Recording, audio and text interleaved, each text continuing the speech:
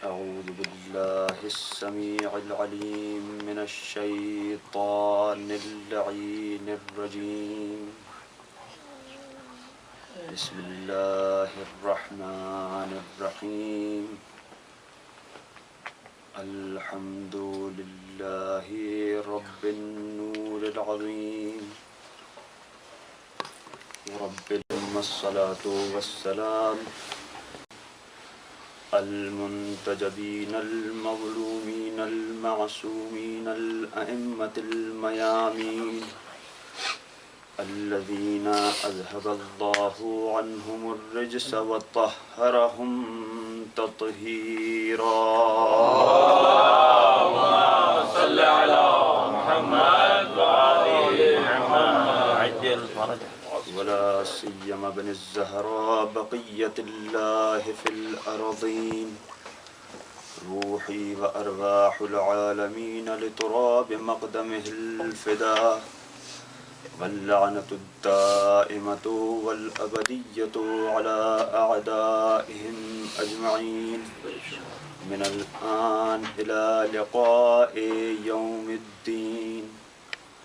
أما بعد فقد قال الله الحكيم في ذكره الكريم وما آتاكم الرسول فخذوه وما نهاكم عنه فانتهوا.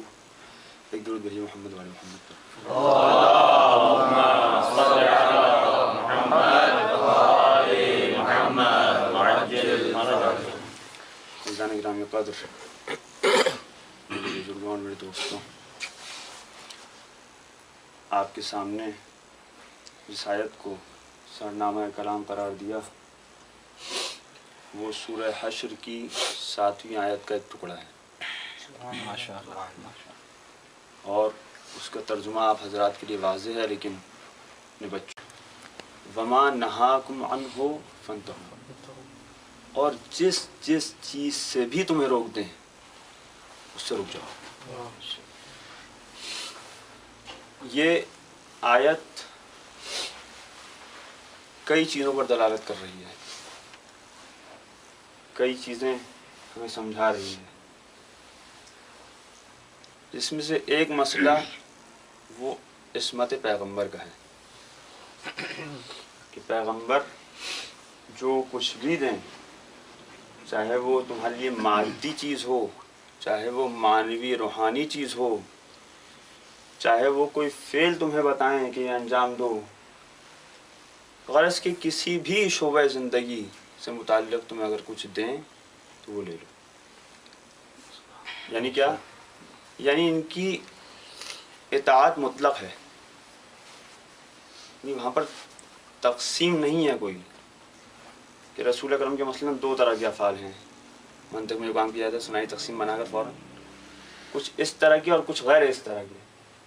تو جو اس طرح والے ہیں اس میں اطاعت ہوگی، جو اس طرح والے نہیں ہیں ان میں اطاعت نہیں ہوگی. نہیں، ما آتاکم الرسول، جو کچھ بھی تمہیں دے دیں، جو کچھ بھی پیغمبر انجام دیں، جو کچھ بھی تم انہیں کرتا ہوئے دیکھو، کسی کی طرف مسکرا دیں تو سمجھ جاؤ، کسی سے نظریں موڑ لیں تو سمجھ جاؤ، جو کچھ بھی کریں ہر چیز میں پیغمبر کی اطاعت کرنی ہے. کچھ بھی یہ اسے ایک ماں نے پہنچا دیا. بہت عمدہ، بہت عمدہ. ماں کا کام ہی ایسا ہے. انسان چاہے کتنا ہی اپنا دامن چھڑاتا پھرے کہ اس میں سے کچھ نکال دوں کچھ نکال دوں کچھ نکال دوں، لیکن وہ اپنے اندر سب کو اپنے اندر شامل کر لیتا. چاہے آپ عقلا ہوں چاہے آپ عقلا نہ ہوں، آپ عقل نہ رکھتے ہوں، بھائی شجر پر پیغمبر کی اطاعت واجب ہے واجب. کیا بات اسی ہے، لیے کیا بات ہے، سبحان اللہ. اسی لیے وہ خلاف ورزی نہیں کر سکتا. بے شک، بے شک. ہو سکتا ہے کوئی یہ کہے کہ ان کے پاس اختیار ہی نہیں ہے. نہیں، وہ خدا کی تسبیح کرتے ہیں، تم اسے نہیں سمجھتے. ایسا ہی ہے. نہیں، وہ اپنے اختیار سے کام کر رہے ہیں. گرچہ کہ ان کے اور تمہارے اختیار میں فرق ہے. या कोई इंसान अगर ये दावा कर सकता है कि मैं इख्तियार मुतलक का हामिल हूँ, मुतलकन इख्तियार रखता हूँ हर चीज़ का? नहीं।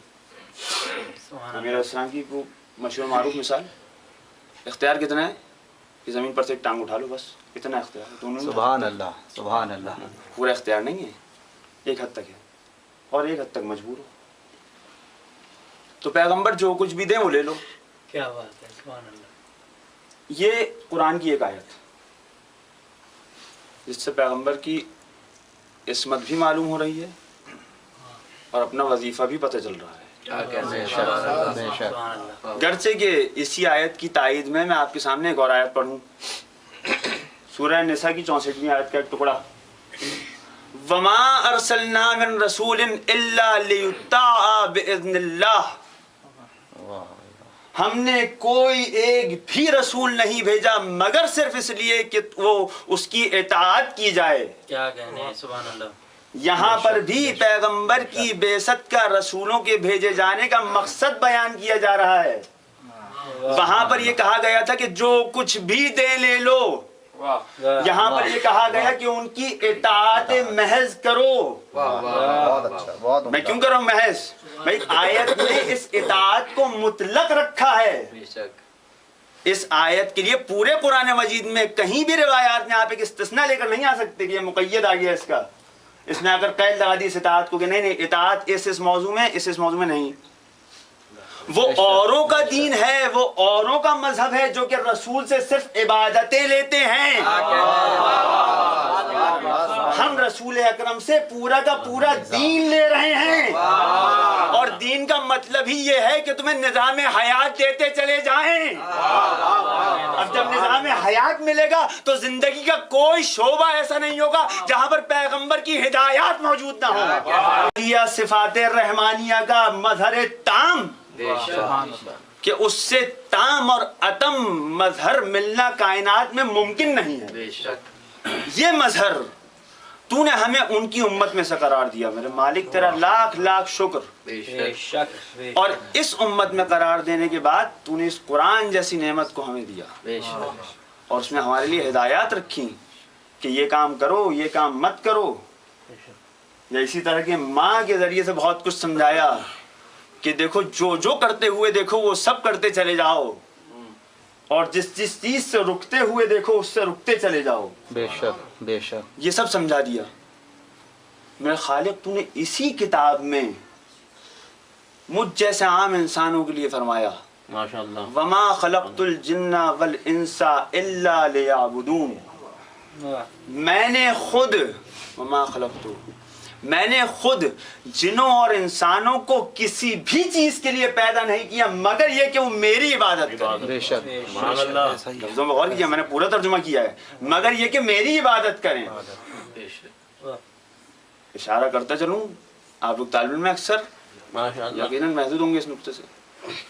इल्ला लियअबुदून, या मुतकल्लिम नजर नहीं आ रही है? कोई इंसान ये ना समझे कि सिर्फ इबादत के लिए खल्क किया गया है।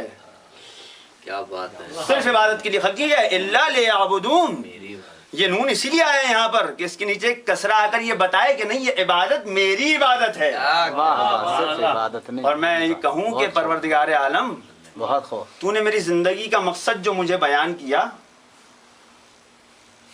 तेरी जात इससे मुबर्रा है, तेरी जात इससे मुनज़्ज़ह है कि कोई लग़्व काम अंजाम दे। क्या मैं नहीं समझता था ये कि मुझे इबादत करनी चाहिए? क्या इंसान नहीं समझता ये? शायद वहां से जवाब आए कि कैसे नहीं समझ सकता था। ना सिर्फ ये कि समझ नहीं सकता था, चाहे समझे या ना समझे, हमने तुम्हारी खिलकत उस सांचे में ढाल कर की है कि जिससे तुम इबादत के दामन से अपना दामन छुड़ा ही नहीं सकते। इबादत के दामन को छोड़ ही नहीं सकते। यानी तुम किसी भी मजहब से, किसी भी मसलक से, किसी मसलक से हो, किसी मजहब से हो या ना हो, तुम चाहे दहरिये ही क्यों ना हो, तुम्हारी खिलकत हमने इस तरह से कर दी है कि इबादत ही करोगे और कुछ नहीं। کیا کہنے یعنی تمہاری کیا بات ہے، زندگی کیا بات ہے۔ میں کوئی بھی فعل، کوئی بھی امر ایسا نہیں ہوگا جو کہ اس دائرہ عبادت سے خارج ہو جائے۔ بے شک بے شک۔ کیا کہا پروردگار عالم نے اپنے حبیب کو؟ اے رسول کہہ دیجئے، کئی مرتبہ قل آیا ہے لیکن 4 قل معروف ہوئے۔ ماشاءاللہ۔ ان میں سے ایک قل میں کیا کہا؟ بسم اللہ الرحمن الرحیم، قل یا ایھا الکافرون لا اعبد ما تعبدون ولا انتم عابدون ما اعبد ولا انا عابد ما عبدتم۔ اے وہ لوگوں کہ جو کفر کرتے ہو، یا ایھا الذین قل یا ایھا الکافرون لا اعبد ما تعبدون، تم جس کی عبادت کرتے ہو، جس کی عبادت کرو گے، میں اس کی عبادت نہیں کرتا۔ ولا انتم عابدون ما اعبد، اور نہ تم لوگ اس کی عبادت کرو گے جس کی میں عبادت کرتا ہوں۔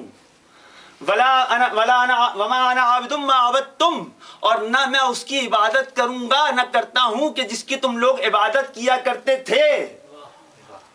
یعنی کافر اپنی خلقت کے شروع سے عبادت کے دائرے سے باہر نہیں نکلا۔ کیا کہنے بھائی پہلے بھی عبادت کرتا تھا، ابھی بھی عبادت کرتا ہے، قیامت تک عبادت کرے گا۔ لیکن پیغمبر کا اعلان یہ ہے کہ نہ ہم نے تمہارے گزشتہ معبودوں کی عبادت کی تھی، نہ فعلی معبودوں کی عبادت کریں گے، نہ قیامت تک آنے والے معبودوں کی عبادت کریں گے۔ ایک درود بھیجیں محمد والے محمد پر۔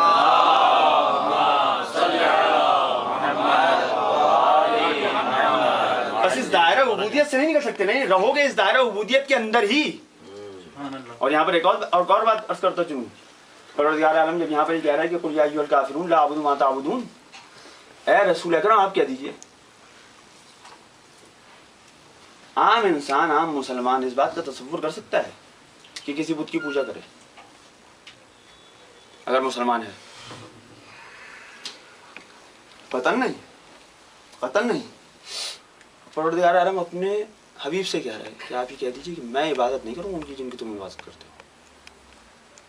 پیغمبر کا ایک ادنا سا امتی، گناہگار امتی یہ کام نہیں کر سکتا۔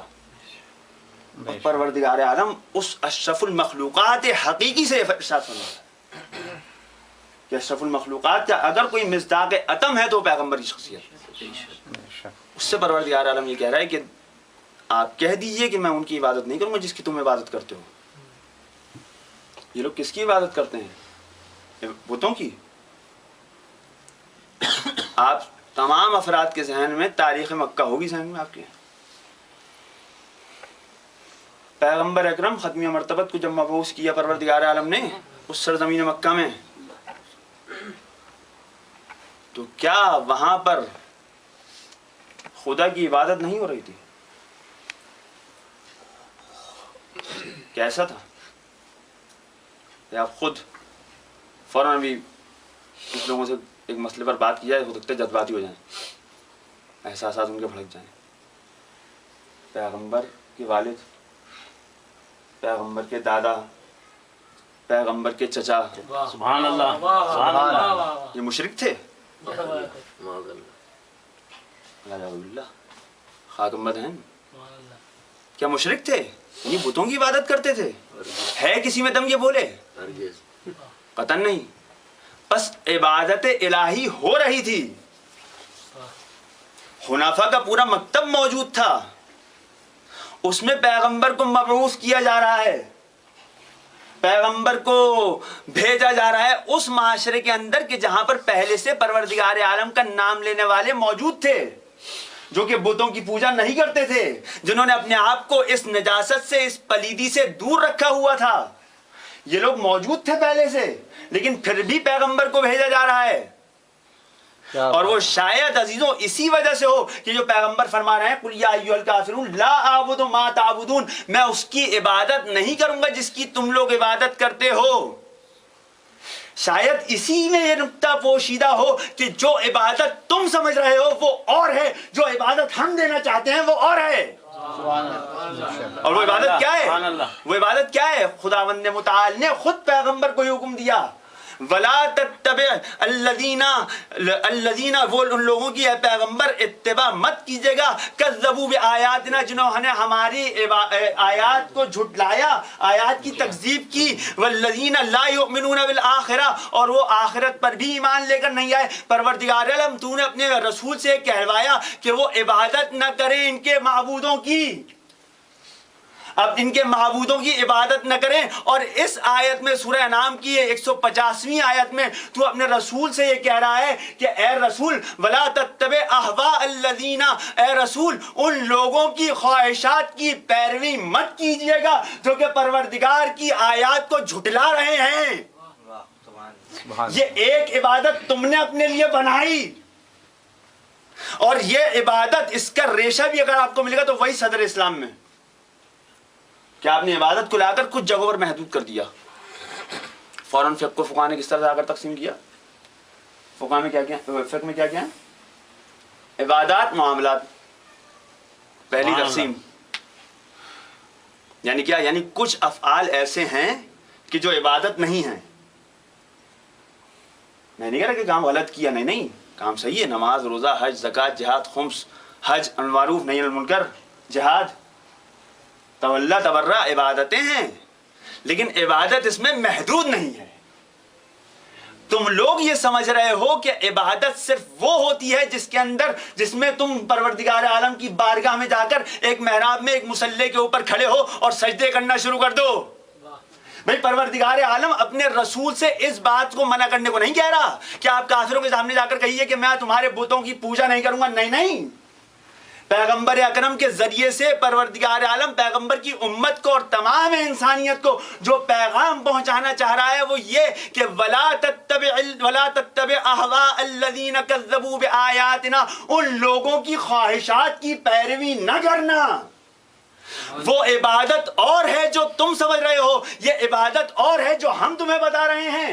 اب تمہارے لیے آ کر یہ مشکل حل ہوگی، وَمَا خَلَقْتُ الْجِنَّ وَالْإِنسَ إِلَّا لِيَعْبُدُونَ، میں نے انسان کو صرف اور صرف اس لیے خلق کیا ہے کہ میری عبادت کرے۔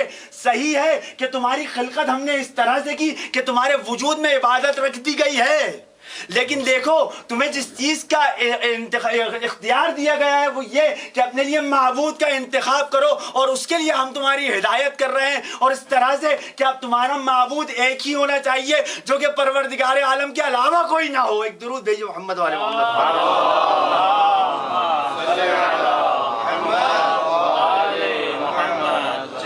مومن قبر میں موت کی تکلیف سے گھبرائے گا، پوچھیں گے جو من رب کا مومن یہی بتلائے گا، تو منکر و نکیر ہے سرحان میرا پیر ہے، یہ اس کی کل جاگیر ہے، ہو نعرہ علی، ہو نعرہ علی، محمد و آل محمد صلوات۔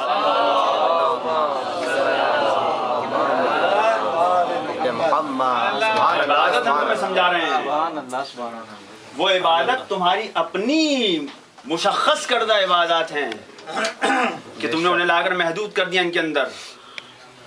نہیں، ہمارے زاویے سے اگر دیکھو گے تو نہ تمہیں یہ انسان نظر آئے گا، اور نہ یہ عبادت صرف یہ عبادت نظر آئے گی۔ یعنی کیا؟ یعنی انسان یہ مت سمجھ لینا یہ جو دو ٹانگوں پر چل رہا ہے۔ اچھا، سبحان اللہ۔ ہم تمہیں یہ بتانے کے لیے اپنا رسول بھیج رہے ہیں کہ تمہاری حقیقت یہ بدن نہیں ہے۔ موتو قبل ان تموتو، مر جاؤ اس سے پہلے کہ تمہیں موت آئے۔ سبحان اللہ۔ اگر تم نے یہ جان لیا کہ تمہاری حقیقت اس جسم سے بڑھ کر کچھ ہے جو کہ تمہاری روح ہے، تو اب یہ تمہارے لیے بات اپنے معنی پیدا کرے گی کہ اپنے آپ کو مرنے سے پہلے مار ڈالو۔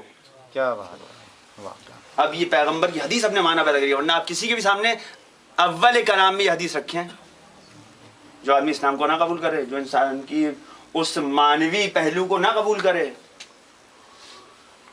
جب مغربی لوگ جو کرتے ہیں کہ انسان کی زندگی کیا، انسان کیا ہے، انسان یہ عقل ہے اس کے پاس، دوسروں سے اس کو جو جدا کر رہی ہے وہ اس کی عقل ہے، اور وہ بھی ایک خاص حد تک، جیسے ہم کہہ رہے ہیں ویسی نہ ویسی جیسا آپ کہیں گے، یعنی انسان بھی ہماری مرضی کا۔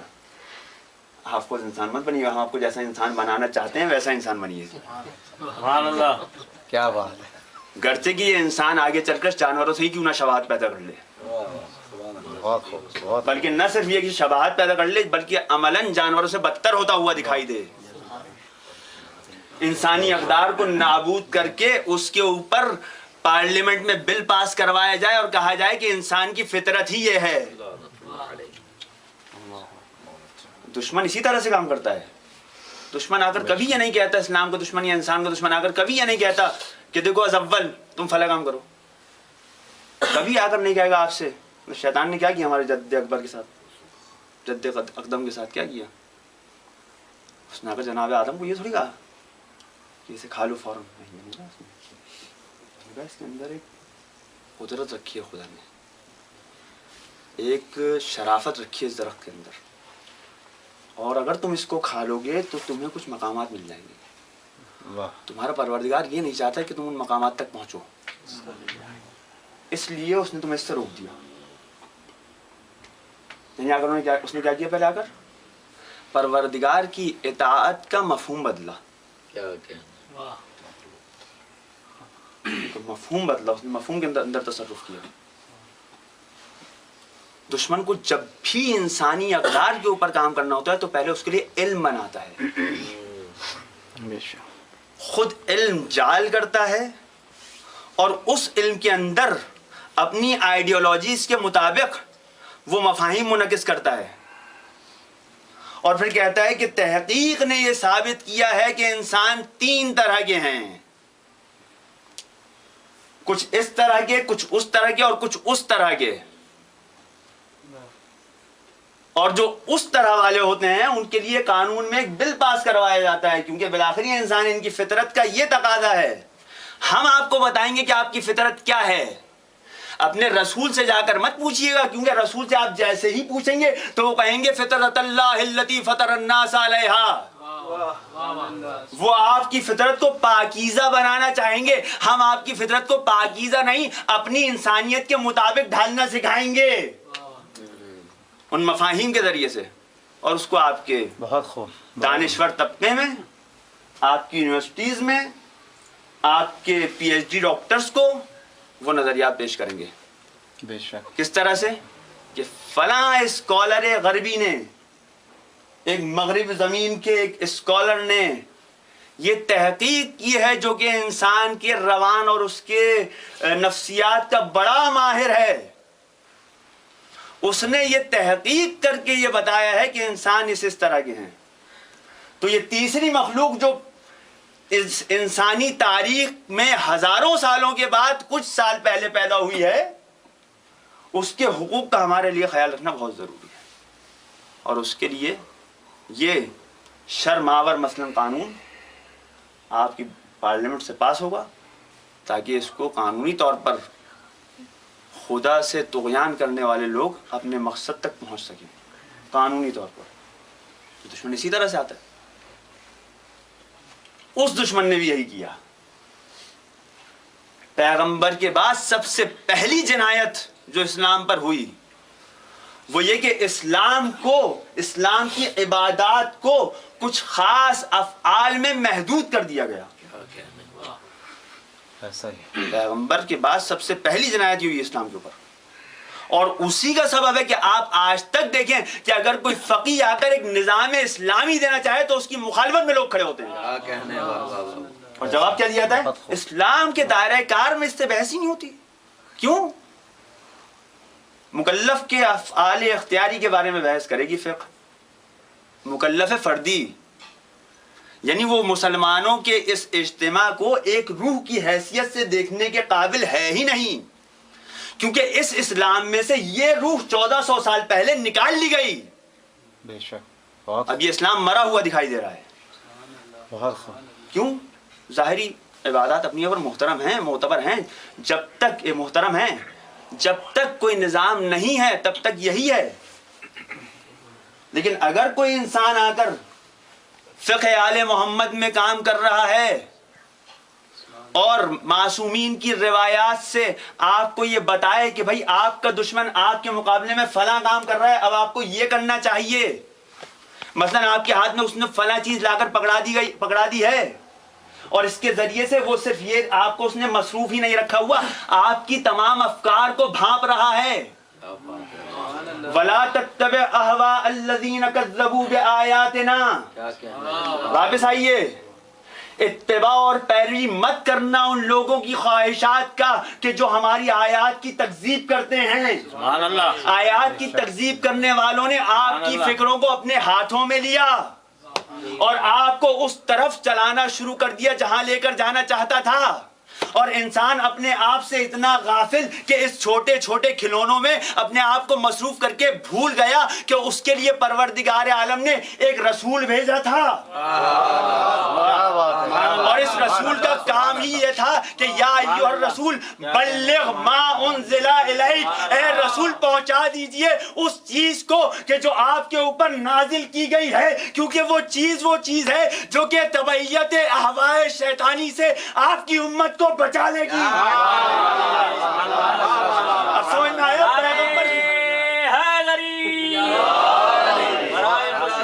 حضرت فاطمہ الزہرا سلام اللہ علیہا بلند تر صلوات۔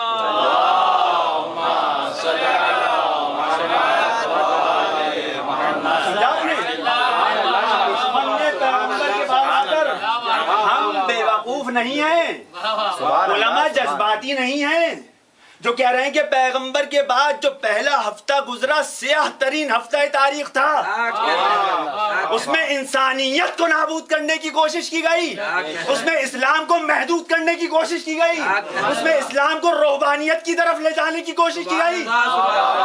وہ اسلام جو کہ ولایت لیے ہوئے تھا اسے بے ولایت کرنے کی کوشش کی۔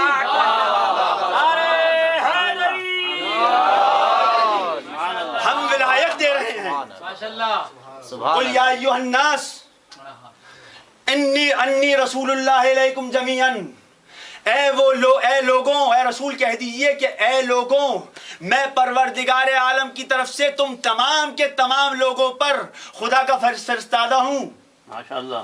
بس نہیں، الذی لہ ملک السماوات والارض، کیا بات، اس کا بھیجا ہوا ہوں جس کے ہاتھ میں آسمانوں اور زمین کا ملک ہے۔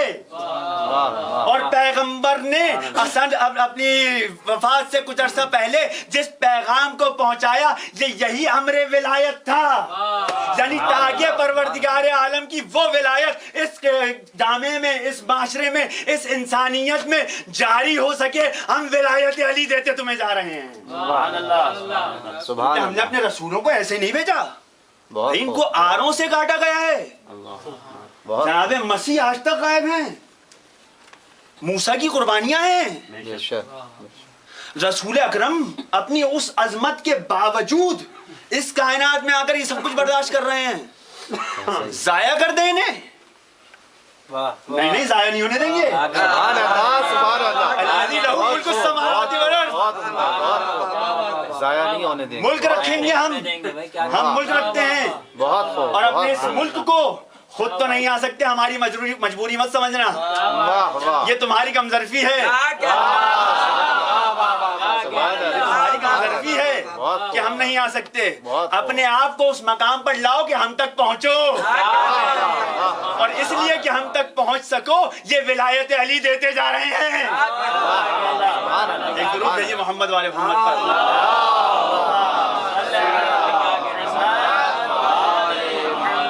اب اگر انسان نے اپنا زاویہ نظر یہ بنا لیا جو پیغمبر دے رہے ہیں، جس نظر سے پیغمبر اسلام کو اور انسان کو دکھا رہے ہیں، جس نظر سے پیغمبر امر ولایت کو دکھا رہے ہیں، غور کیجیے میری لفظوں پر۔ بہت خوب، بھائی ولایت کو قبول کرنے والے بہت سارے لوگ ہیں، لیکن اس نظر سے دیکھو ولایت کو جس نظر سے پیغمبر دکھا رہے ہیں۔ اگر وہ چشم بصیرت واہ ہو گئی تو یقین جانیے وہ 12واں جو غیبت میں بیٹھا ہوا ہے وہ غیبت میں نہیں رہے گا۔ ایک درود بھیجیے محمد والے محمد پر۔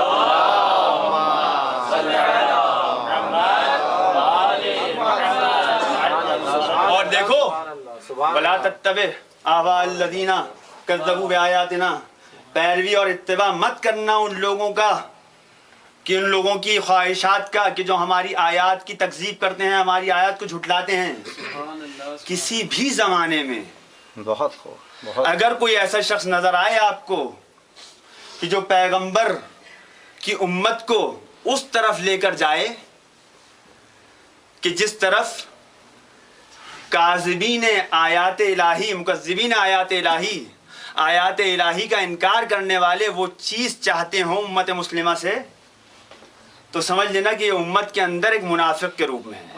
سبحان اللہ۔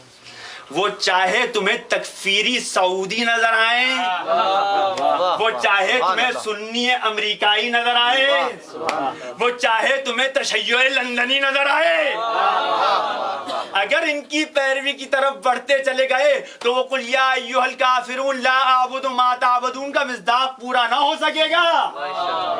اگر چاہتے ہو کہ اپنے رسول کی امت کو پہنچا سکو اس مقصد تک کہ جہاں پر رسول لے جانا چاہتے تھے، کیا بات ہے، سبحان اللہ۔ انی رسول اللہ الیکم جمیعا لہ ملک السماوات والارض الذی لہ ملک السماوات والارض، جو اپنے ہاتھ میں ملک لیے ہوئے ہے، جو ولایت کا حامل ہے، اگر تم اس کو اپنے اندر ڈال لو، اپنے وجود میں اس کو ایجاد کر لو اس چیز کو، تو وہ جو دشمن نے 1400 سال پہلے کوشش کی تھی کہ اسلام کو اس کی بنیاد سے منحرف کر دے، اس میں وہ دشمن ابھی بھی ناکام ہو سکتا ہے۔ بے شک، اگر سب مل کر سکیں تو بہت اچھی بات، اچھی بہتر، لیکن اگر نہ ہو سکے تو ارأیت من اتخذ الہہ ہواہ، کیا تم نے اسے نہیں دیکھا کہ جس نے اپنے نفس کو اپنی خواہشات کو اپنا معبود بنا لیا؟ اللہ، عبادت سے ابھی بھی باہر نہیں جا رہے۔ بے شک، بے شک، اس معبود کو، وہ چاہے ظاہری معبود ہو، وہ چاہے باطنی تمہارے اپنے نفس کے اندر بیٹھا ہوا معبود ہو، اگر اس کو انسان اپنے آپ کو اس سے آزاد کر لے، اس سے چھڑا لے، تو اپنے طور پر پہلے مرحلے میں اس طاغوت سے اپنے آپ کو چھڑا لے گا۔ یعنی پیغمبر کی وہ ولایت جو کہ خدا کی ولایت تھی، جو کہ علی کے ذریعے سے یہاں تک پہنچی، اس کو اگر اپنے وجود کے اندر اس کو جاری کر دیا تو گویا پیغمبر کی ولایت کا مقصد، پیغمبر کی بعثت کا ہدف حاصل ہو گیا۔ بے شک، بے شک۔ خدا نے آپ کے سامنے شروع میں جو آیت پڑھی وہ کیا پڑھی؟ وما ارسلنا من رسول الا لیطاع باذن اللہ۔ پروردگار عالم نے انسان کو اس طرح سے خلق کیا کہ عبادت تو کرے گا، اختیار اس چیز کا دیا کہ میری عبادت کرنا۔ جلدی سے اپنی بات کو سمیٹوں، بس ایک انسان پیغمبر ایک امر دیں کہ بھائی فنا کام انجام دو، مسلمان ہے، مسلم بالفرض ایک آدمی، اور وہ سب وہ کام انجام نہ دے، وہ اس وقت نماز پڑھنے کھڑا ہو جائے، مسکرا رہے ہیں، ہو سکتا ہے، اور ہو سکتا ہے کیا ہوا ہے، بعض لوگوں نے کیا ہے یہ، پیغمبر نے کہا چلو جنگ پر، اس نے اپنا وظیفہ کچھ اور سمجھا، یہ میرے بچے بیٹھے ہوئے ہیں، ان کو کوئی نفقہ پہنچانے والا نہیں ہے، واجب کام انجام دے رہا تھا وہ، آپ شرعی طور پر فقہی اعتبار سے وہ ایک واجب انجام دے رہا تھا، کیا بات ہے، وہ ایک واجب انجام دے رہا تھا۔ ایک درود بھیجیے محمد والے محمد پر۔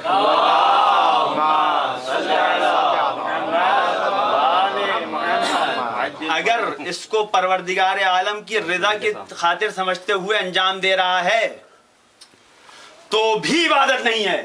سبحان اللہ۔ کیوں؟ کیا بات؟ وما ارسلنا من رسول الا لیطاع باذن اللہ، ہم نے اپنے رسول کو بھیجا ہی اس لیے ہے کہ اس کی اطاعت کی جائے، یعنی میری عبادت کا اگر کوئی راستہ ہے تو رسول اکرم۔ اب رسول اکرم اگر کوئی بات کہیں گے اور انسان اسے انجام نہیں دیتا اور مقابلے میں ایک حیلہ شرعی ہی کیوں نہ لے کر آئے، گناہ میں ملوث ہو رہا ہے۔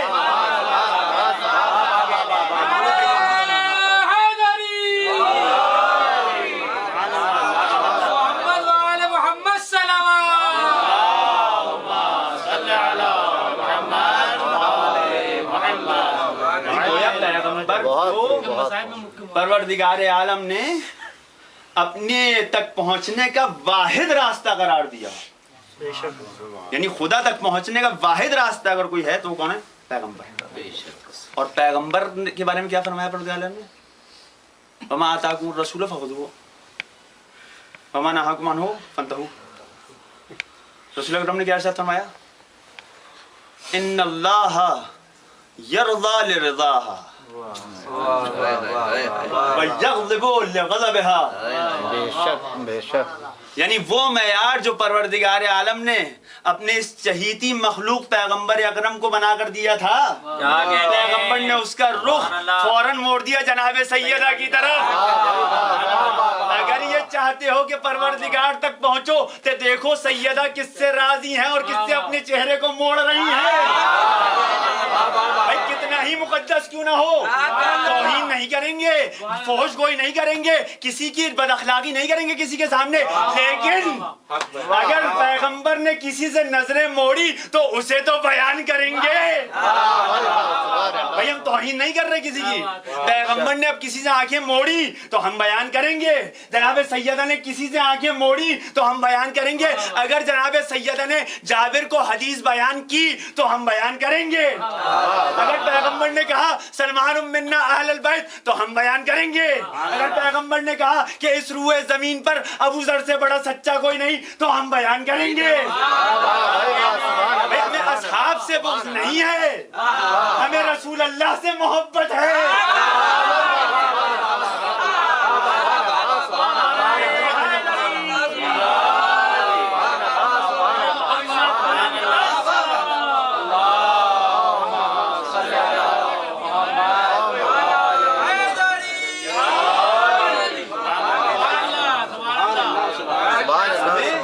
अल्लाह से मोहब्बत है। बेशक बेशक।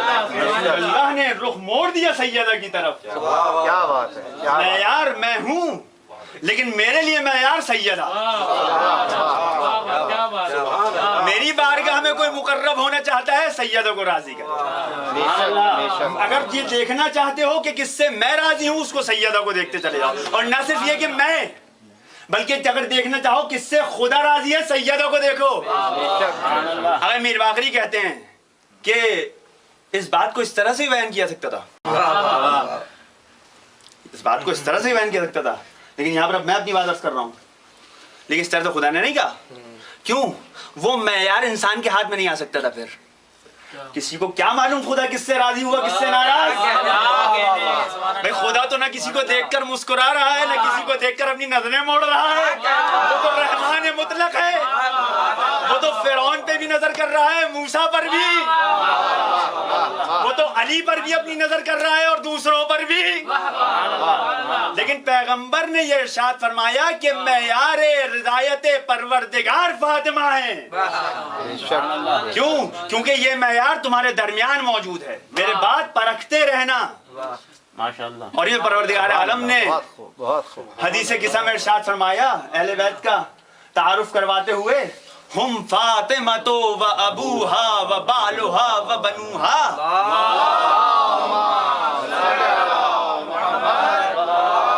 ये अहले बैत को सिर्फ पहचानवाने का तरीका नहीं था। और कीजिएगा, ये अहले बैत को सिर्फ पहचानवाने का तरीका नहीं था, परवरदिगार आलम ता क़यामे क़यामत इस कायनात को दुश्मनों की रुसवाई का मेयार फराहम कर रहा था। अगर चाहते हो देखना, यानी यहाँ पर भी महवरियत सैयदा के पास है। सैयदा जिससे राजी परवरदिगार उससे राजी, सैयदा जिससे नाराज परवरदिगार उससे। कोई भी हो, कोई भी हो, मेरा पैगंबर का मुती है, पैगंबर का चाहने वाला है, तो मुमकिन नहीं है सैयदा से नाराज हो। बेशक सही है। क्या तुक बनता है कि इंसान का कि नहीं, वो बात लोग हैं इस तरह के, नहीं वो गुनाहों से भी दूर थी, हद तक इंसान कह रहा है, लेकिन कह रहे कि ये बाग उनका हक नहीं था। अल्लाहु अकबर। यानी मुतवज्जा नहीं है कि क्या कह रहा है, ये इंसान मुतवज्जा नहीं है। अगर मुतवज्जा नहीं है कि अल्लाह करे कि ना हो, तो खुदा इसको बख्श दे। लेकिन अगर ये जानते बूझते ये बात कर रहा है तो यह बोले परवरदिगार का गज़ब है उसको। परवरदिगार की गज़ब की निशानी बिल्कुल उसी तरह से जिस तरह रहमत की निशानी सैयदा हैं, गज़ब की भी है। अजीजों,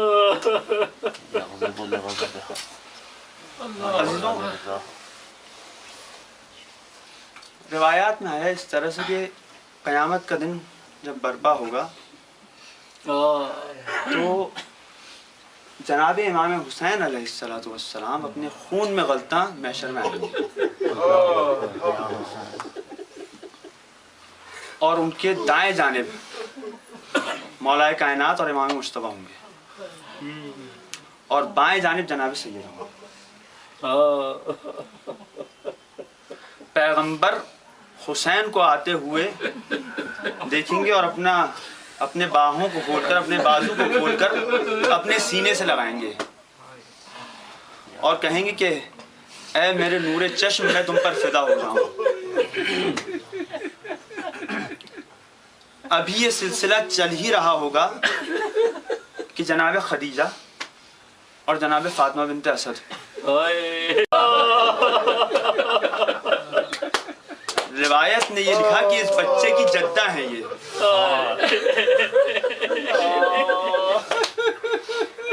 जनाब अस्मा बिनते उमैस एक फरिश्ते के पर के नीचे अपने बालों को परेशान किए, अपना मुंह पीटते वारिद में जनाब सैयदा को कुछ फरिश्ते घेरे हुए लेकर आएंगे। जनाब सैयदा इस बच्चे को अपनी मास की गोद से लेंगी और रसूल अल्लाह के सामने ले जाकर रखेंगी और कहेंगी, या रसूल अल्लाह, आज आपका दिन है, हमने इस जुल्म पर इस कायनात में सब्र किया था, अरे आज इस बच्चे के जालिमों से इंतकाम लिया जाए, ये बच्चा मोहसिन है। हाँ जी, तो पैगंबर के बाद 3 दिन गुजरे थे। ये वाकया पैगंबर की वफात या शहादत और सैयदा की शहादत के दरमियान 3 मरतबा तकरार हुआ है। आप सिर्फ एक दफा का सुनते हैं, ये वाकयात जो नकल किए जाते हैं ये पहली दफा में हुए हैं। आले रसूल के दरवाजे को उसके ऊपर उसके बाद भी हमला किया गया है।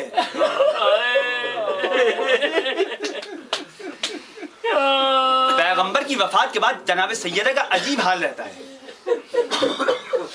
सैयदा नहीफ हो चुकी हैं, अपने सर पर पट्टी बांधे रखती हैं, क्योंकि हमेशा सरदर्द में मुब्तला रहती है मेरी बीवी, क्योंकि उम्मत को तो अंदाजा नहीं हुआ कि उसने क्या खो दिया।